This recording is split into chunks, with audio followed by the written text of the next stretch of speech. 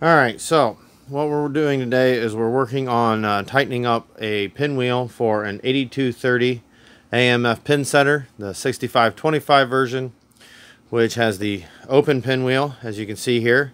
It has 7 toggles. It goes all the way around it. They rest on the tube ring. Most of them, the way they were designed, the tube ring actually can spin through here. The problem that can have is that if you have anything a little bit out of alignment as it goes around and that spins inside of there, it can cause problems with an extra pin coming out into the distributor pan or toggles not opening and closing properly. So what we're going to be doing, besides just repairing the few problems we had with this particular pinwheel, we're going to be tightening it up. And the way we're going to be doing that is we're going to be taking the toggle housing here, and as you see on the top of the toggle housing, if I can get some good light, there is a hole right there. And we're going to be drilling a hole.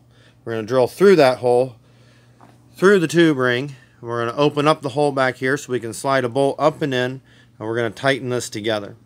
Now there are 7 toggles on this pinwheel. We're only going to do 4 of them, so we're going to kind of go every other, although 2 of them will have to be side by side. I found that 4 of them is enough, so you don't have to do all 7. 4 is enough. What will happen then is the tube ring will not be able to shift, and it'll keep everything nice and tight, and will allow the pinwheel to rotate evenly and smoothly. Now I've already got started, so you can see that I've taken 3 of the toggle housings off. The way we did that, first thing we did, I took the toggle out of the housing. So on top you have a little C clip on both sides of a pin that goes right through there. Took that out and popped that pin out of there. A couple of C clips down here on these pedestals, take those off. I use a screwdriver then to pry this out. You want to be careful as you pull that out. This is spring loaded, so I shot a couple of these sides right across the room when I was pulling them off there, so you want to make sure you don't have anything in the way there. To replace any one of the toggle housings, you need to remove 3 total. You don't necessarily have to remove them. If all we were doing was replacing one of the toggle housings, then what you would have to do is loosen these 2, the 2 opposite of the one that you need to fix. So for instance, this one here was broken. I had to loosen the toggle housing from both sides, and that will give you enough play to move the tube ring enough to get the other toggle housing out of there. You can do it on the machine, although it is very difficult. So obviously I removed this, brought it back to my workshop. We will discuss in another video how to actually remove it and put it back onto the machine. So you can see the reason I had to fix this one. This toggle housing has broken at the top. It does not have the ears that wrap around the tube ring as this one here. You can also see that this one, these are all very, very dirty. We're going to take the time while we have it off the machine to get everything cleaned up, get all the old oil off of it, oil and grease and dirt off of it. We'll have to lubricate it again then when we put it back together. Now on this particular one, as I was taking it apart, I noticed that there was a spot that it had been welded in the past, and as you can see, as I took it apart, the weld has broken. So on this one, we're actually going to have to replace the tube ring. So back to how I got the toggle housings off. I slid the toggle completely out. Then there are 4 nuts and bolts. 2 of them up top here, and 2 of them down and in here. We snap the toggle up. You can see them there. They're 7/16. You take them out and keep them close at hand. So when we put it back together. Those are a carriage bolt with a square underneath the carriage head. As you can see, the rounded side goes in the other side so it doesn't scratch up your pins. The square underneath the carriage sets in there to keep it locked in place, and then the nut goes on the other side of it. So now I'm going to get this tube ring out of here.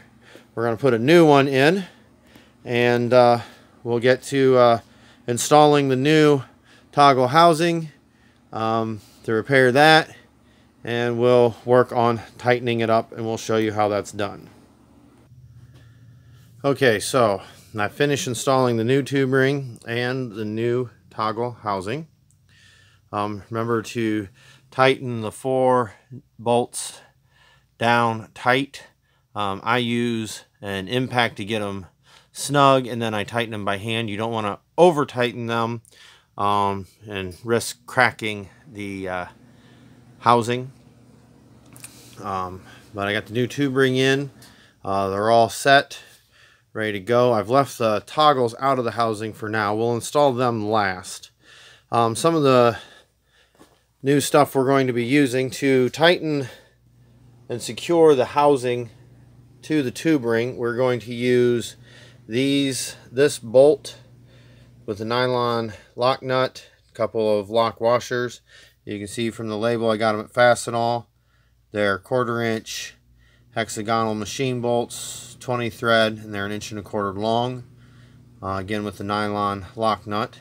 One other thing we're going to do at the top of the toggle, you'll see here where it holds the toggle to the housing on the top, there is a pin that goes through there with a couple of C-clamps. Those C-clamps have a tendency to pop off of there. They're also kind of a pain in the butt to mess with. Everything's real tight there, not a lot to work with. We're going to replace that in the end with one of these bolts with another nylon lock nut. You can see they're 5/16 by 18 thread, 2.5 inches long. They're a coarse grade number 5 is what I'm using. These things here, since I've started doing this, is so much easier. Whenever I have to replace something, just 1/2 inch on both ends, pops it right out of there. No longer worrying about those C-clamps, and I've yet to have one of these come off while in operation, which is really nice.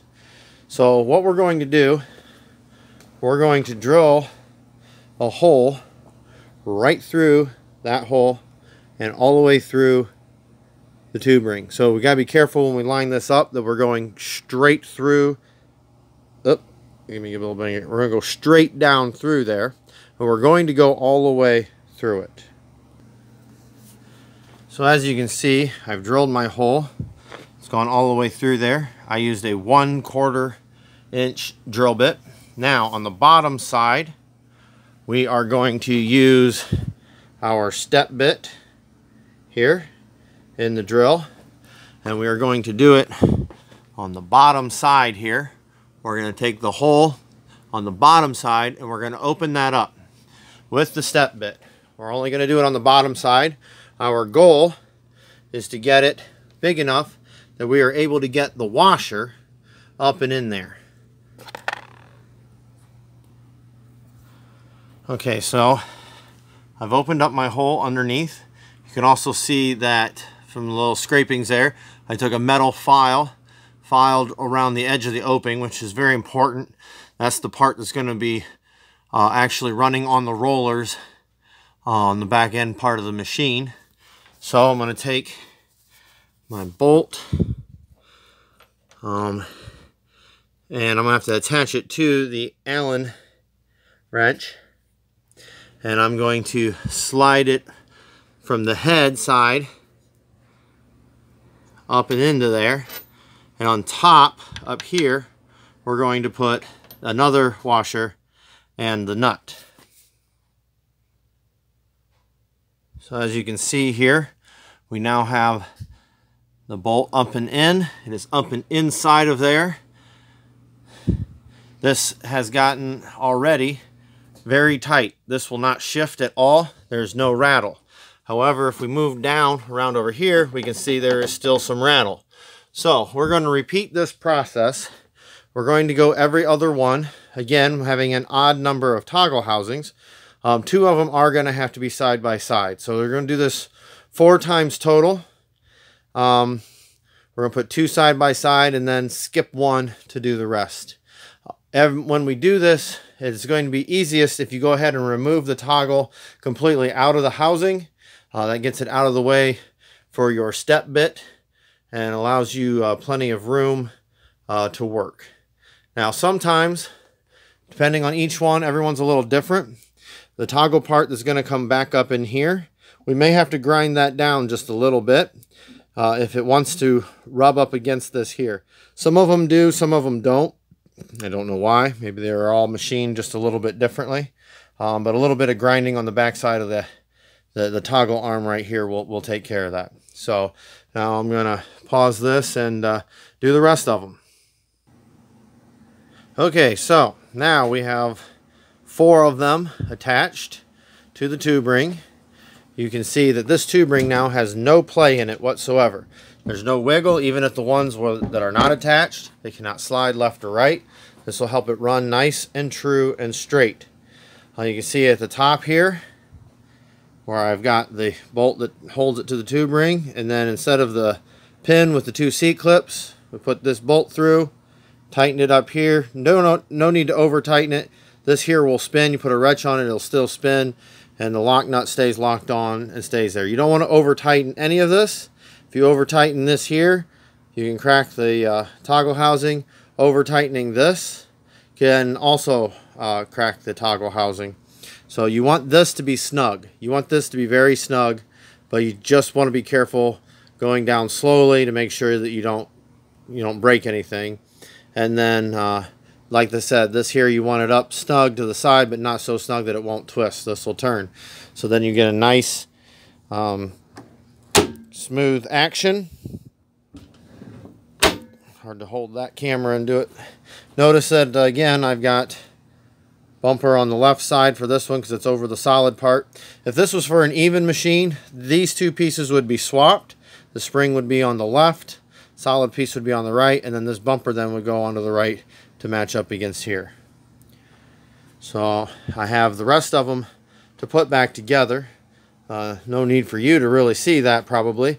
Once I get it all put back together, this will be ready to go into the machine, and it should run a lot smoother and truer. It'll open and close the toggles at the cams much easier. One thing that I am doing as I'm putting these on the pedestals that this slides onto, I'm throwing a little bit of new grease on there. You can see that I've cleaned it up. It's not spotless, but I've got it a lot cleaner. Get rid of any of the debris in there and any of the gummed up old grease. So this is how we go about tightening up this pinwheel so that it runs true. I have a 6-lane center.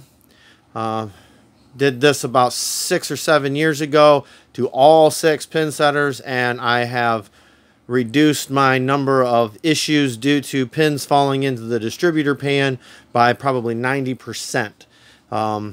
We will be, once you put this into the machine, we'll be adding a little bit of grease to the inside of the tube ring. Probably not the safest way of doing it, but I let the machine run, have my finger underneath there with some gloves on, to a little bit of oil, just or a little bit of grease, just letting it run, smooth it out. Once a month I go through the machine and make sure that add a little bit of grease if they seem to start to be running dry. Also, I will go through once a month and test these, see if they've come loose.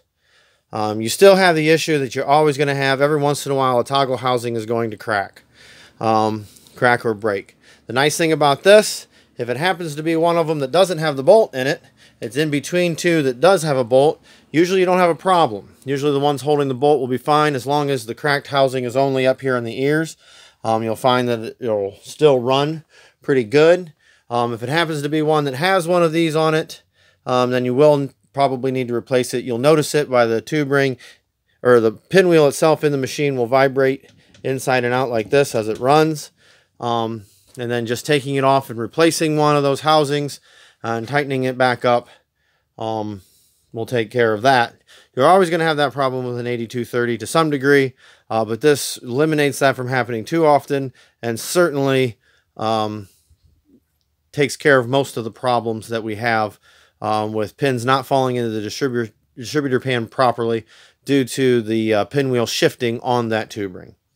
I hope this has helped you, and I wish you luck in all that you do with your 8230s.